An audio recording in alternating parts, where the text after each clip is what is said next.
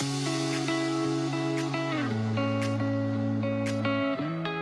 suis Marie, créatrice de l'entreprise Mariposa Plumasserie, qui travaille autour de la plume. Et nous sommes à la Plaine des Grecs.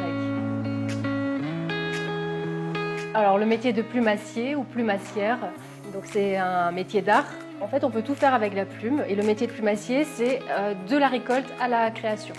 Donc au départ, 2011-2012, je fabriquais avec un tas d'objets de récupération sans les transformer. Et 2014-2015, on m'a confié des plumes de perroquet en me demandant de créer quelque chose, une sorte de souvenir. Et là, j'ai pris conscience qu'un humain et un oiseau pouvaient avoir une fusion, en fait. Et là, je me suis rendu compte que je pouvais tout faire avec. Et la matière, elle est légère, on peut aller dans tous les domaines, J'aurais du mal à l'expliquer, il faut vraiment le vivre et le toucher.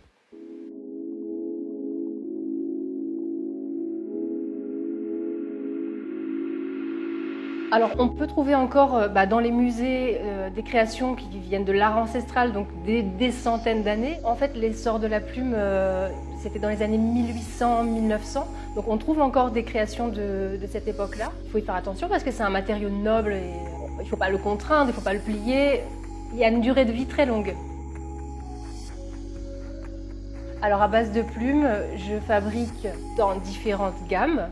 Je fais de la décoration. Ça peut être des miroirs, des suspensions murales, des attrape-rêves, des articles spirituels, des accessoires de costumes, de festivals, des accessoires romantiques.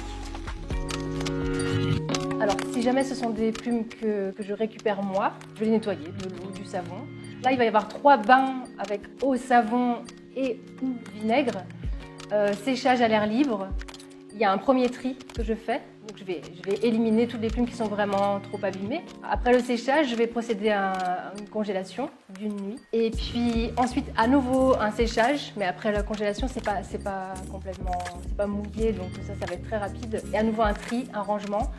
Une fois que ça c'est fait, je vais, selon la création que je veux faire, je vais choisir mes plumes.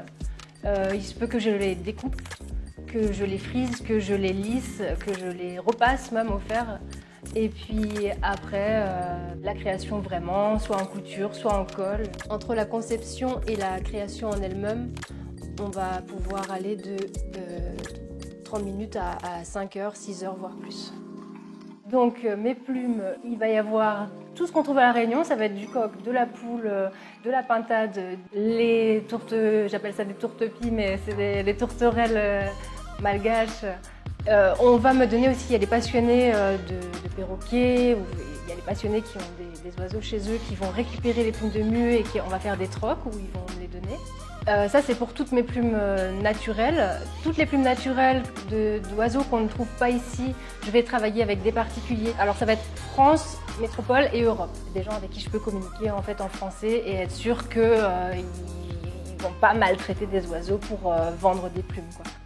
Et toutes mes plumes teintées, parce que je ne fais pas encore de teinture aujourd'hui, elles viennent de métropole, d'un plumassier qui est réputé, qui travaille avec déjà des cabarets. Comme collaboration, j'ai fait pas mal de coiffes d'oreilles, donc un ornement d'oreille pour des personnes qui font de la musique, qui font de la scène.